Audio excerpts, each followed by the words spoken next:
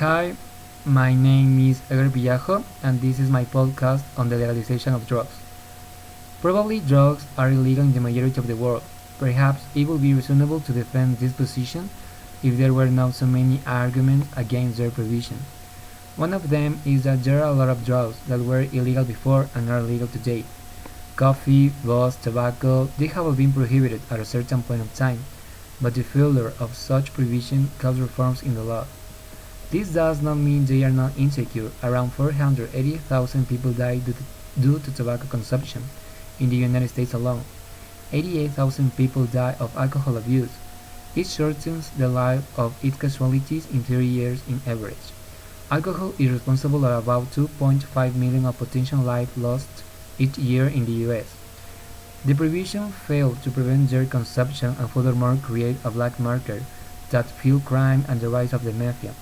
Just like in those cases, arguably the prohibition of drugs around the world has wrongly failed, and it has as well created a black market and a class of drug kingpin like no one had ever seen before. On the other hand, after the legalization of tobacco, nowadays it has reduced its consumption in the US from 24% in 1997 to 50% in 2015.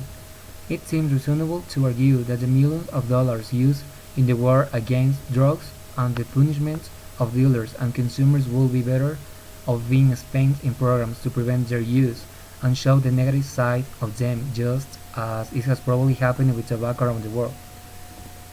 The market cannot be regulated by the government. If you prohibit something, you have no guarantee people will not have access to such a thing.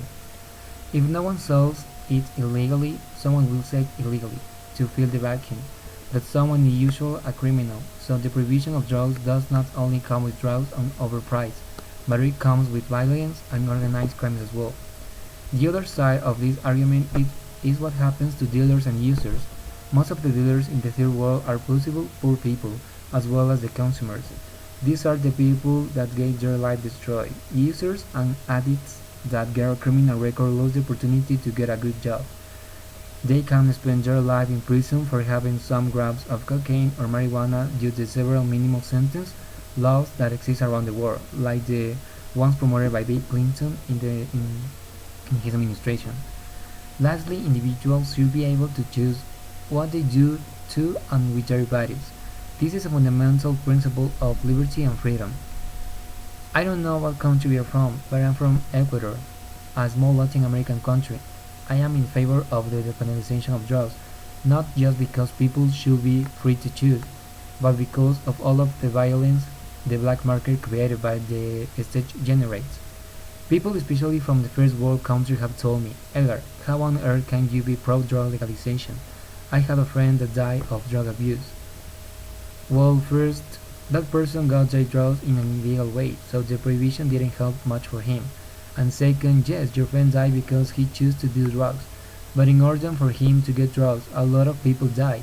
They didn't die because they were reckless and decided poorly on what to do to their body. They died because people decided to murder them.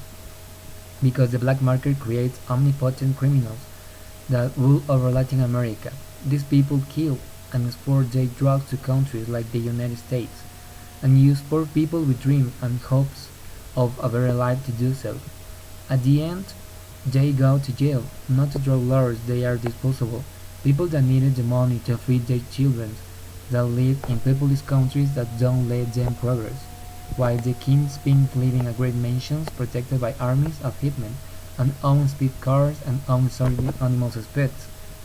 So yeah, that's what I think, and this is my point of view. Thank you.